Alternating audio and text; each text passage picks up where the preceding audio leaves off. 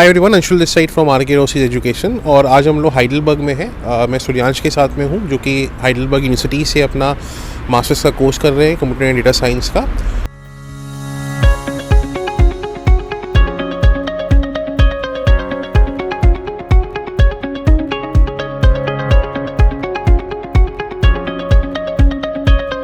और हाइडलबर्ग क्योंकि जर्मनी में भी आप देखोगे तो Heidelberg as a tourist destination कहा जाता है, क्योंकि काफ़ी यहाँ पे ओल्ड सिटी है, कासल है, यहाँ पे एक ओल्ड ब्रिज भी है, तो बहुत ब्यूटीफुल शहर है ये।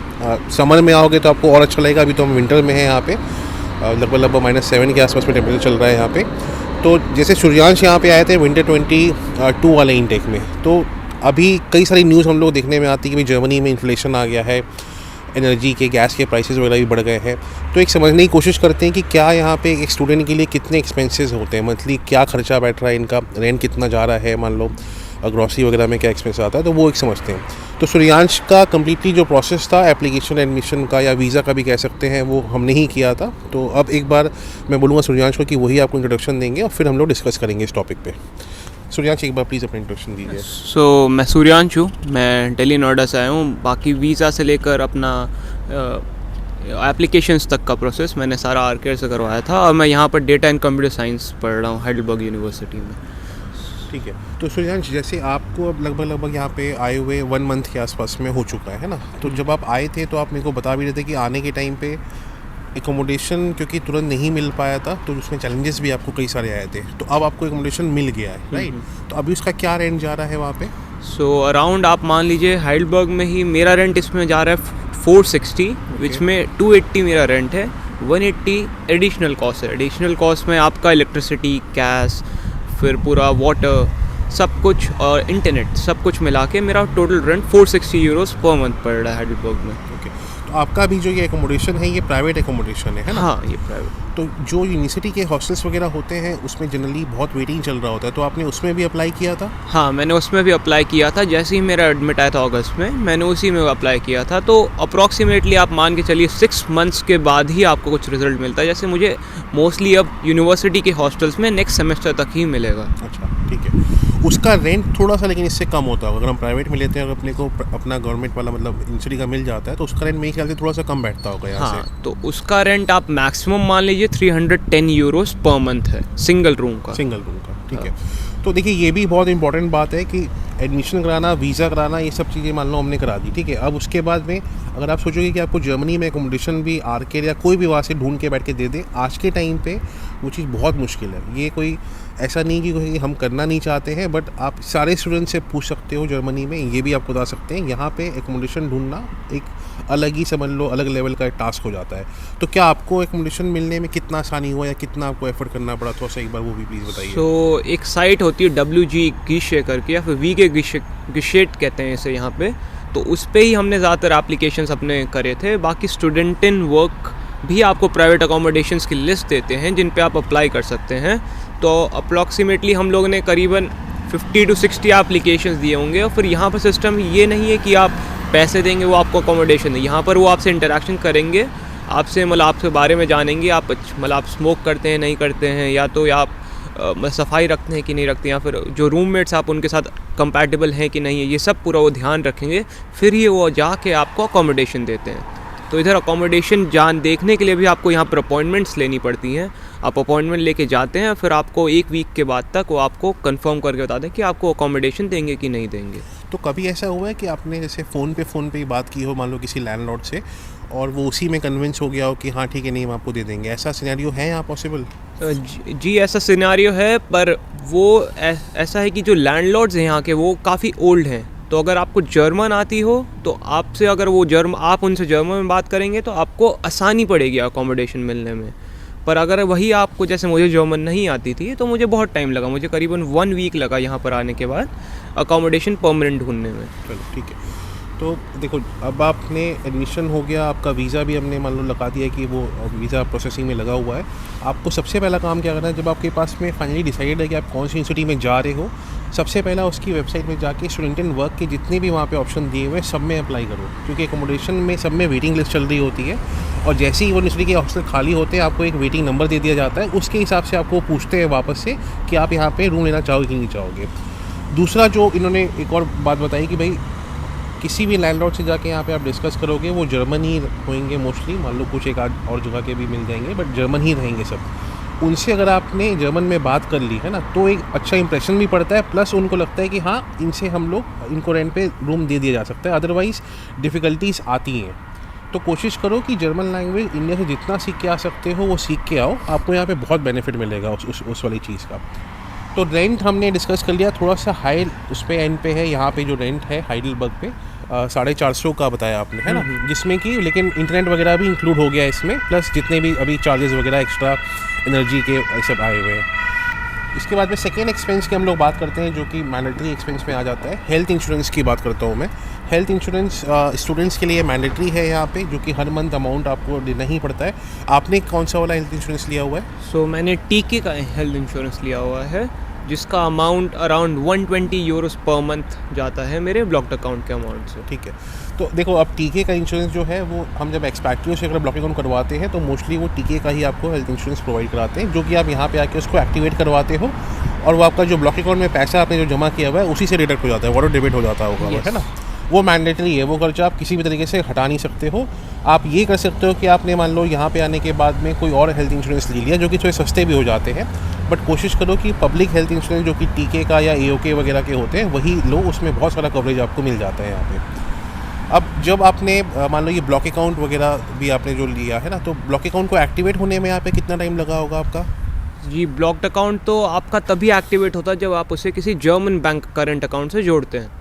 तो उसमें भी अलग अलग तरीके के ब्लॉक्ड अकाउंट्स है। जैसे कोई ब्लॉक्ड अकाउंट है जो आप डायरेक्टली एक्टिवेट कर सकते हैं, जो जैसे मुनीस हो गया, पर जैसे मेरा था एक्सपैट्रियो के लिए मुझे एक जर्मन बैंक अकाउंट की बहुत ज़रूरत थी। तो मैंने जब करंट अकाउंट खोला अपना स्पार्क आसा में, तब मैंने उसका IBAN कनेक्ट करा अपने एक्सपैट्रियो से, तो वो अराउंड 4 डेज़ में, मैक्सिमम वर्किंग डेज़ में आपका ब्लॉक्ड अकाउंट ओपन हो जाता है। और बैंक अकाउंट भी ओपन करने के लिए आपको पहले यहाँ पे रेंट एग्रीमेंट वगैरह भी चाहिए होगा ना? जी। और अनमेल्डुंग कराए होगे तभी खुल पाया होगा? जी। ठीक है, तो एक अनमेल्डुंग का जो प्रोसेस है कि आप बाहर से कोई भी आ रहा है यहाँ पे स्टडी के लिए आ रहा हो, चाहे आप टूरिस्ट पे भी आ रहे हो, आप अनमेल्डुंग मैंडेटरी है यहाँ पे आके करवाना।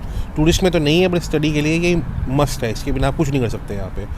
अनमेल्डुंग हो गया बेसिकली सिटी रजिस्ट्रेशन होता है, जिससे आप बताते हो कि भाई हम यहाँ पे आके पढ़ रहे हैं, किस यूनिवर्सिटी में पढ़ रहे हैं और कहाँ पे रह रहे हो बेसिकली। तो वो कैसे हो सकता है? जब आपको यहाँ पे रेंट पे रहने के लिए रूम मिल जाए, उसका कॉन्ट्रैक्ट मिलेगा, वो लेके आपको राट हाउस जाना होता है। यस। राट हाउस भी शायद अपॉइंटमेंट आपको लेना पड़ेगा पहले, उसके बाद ही आप वहाँ पे अनमेल्डुंग का सर्टिफिकेट लेके आ पाओगे। तो यहाँ पे आने के बाद में इस सारे चीज़ में अनमेल्डुंग कराने में कितना टाइम लग गया? अपॉइंटमेंट मिल जाती है आसानी से यहाँ पे?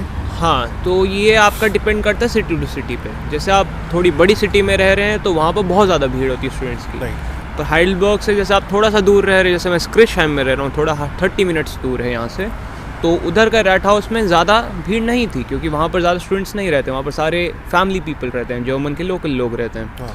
तो उधर मुझे घुसते ही डायरेक्ट अपना कॉन्ट्रैक्ट दिखाते ही उन्होंने मुझे एक पेपर दिया सिटी रजिस्ट्रेशन का, जिसको मुझे अपने लैंडलॉर्ड से भरवाना था, और उन्होंने भर के मैंने उनको दिया, उन्होंने मेरा सिटी रजिस्ट्रेशन कर दिया। बाकी जो आपका टैक्स नंबर है वो 2-3 वीक्स लगता है आपको। वो फिर आपको पोस्ट के थ्रू ही आपके घर के एड्रेस पे आएगा। हाँ, है ना? और और आप ये ध्यान रखिएगा जहाँ पर भी आप शिफ्ट होंगे वहाँ पर आप पोस्ट के ऊपर अपना नाम लिखवा लें, वरना आपके लेटर्स और आपके इंपॉर्टेंट डॉक्यूमेंट्स आप तक नहीं पहुँच पाएंगे यहाँ पे। ये बहुत देखो, अगेन ये एक ऐसा टॉपिक है कि जर्मनी में 2 चीज़ें बहुत ध्यान रखो। सारे काम यहाँ पे अपॉइंटमेंट लेने के बाद ही होते हैं। ये नहीं कि भाई मेरे को बैंक जाना है तो मैं आज घुस गया, मैंने बोला कि भाई मेरे को ये काम कराना है, आपका कर देंगे, कोई नहीं कराने वाला, है ना। अपॉइंटमेंट के बिना यहाँ पे कोई इंटरटेन नहीं करेगा। दूसरा, पेपर वर्क यहाँ पे आज भी चल रहा है। यहाँ पे ईमेल पे आपको इन्फॉर्मेशन भेजने के बजाय आपके घर में चिट्ठी आने वाली है। तो इसलिए जो ये बात बता रहे हैं कि भाई जहाँ आप रह रहे हो उसके पोस्ट बॉक्स में अपना नाम ज़रूर डालो, क्योंकि कई बार ऐसा होता है कि आपका वो लेटर वहाँ पे वो देने भी आएगा पोस्टमैन, बट आपका नाम नहीं दिखेगा तो वापस चले जाना है, और उसमें आपका सारा प्रोसेस फिर से बहुत ज़्यादा डिले हो जाता है। तो ये एक बहुत अच्छा इन्होंने ये वाला पॉइंट भी डिस्कस किया हमारे साथ में। तो हमने अभी तक डिस्कस किया कि भाई रेंट एक हमने जोड़ लिया 450 के आसपास में। दूसरा, हमने इंश्योरेंस था मैंडेटरी 120 यूरो का। तीसरा जो हम बात करते हैं कि ग्रॉसरी वगैरह, क्योंकि सबको खाना वगैरह खुद से बनाना होता है, यहाँ पे कोई मेड वगैरह या मेस वगैरह होता नहीं है। कैंटीन होता है यूनिवर्सिटी का, बट आप घर पे ही अपना सब चीज़ें बनाते हो।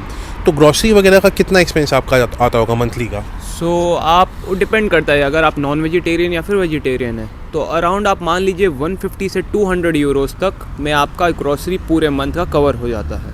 ठीक है, तो ये ग्रॉसरी का एक मेन एक्सपेंस, क्योंकि सबको ज़रूरत है ये भी खाना वाना बनाने के लिए।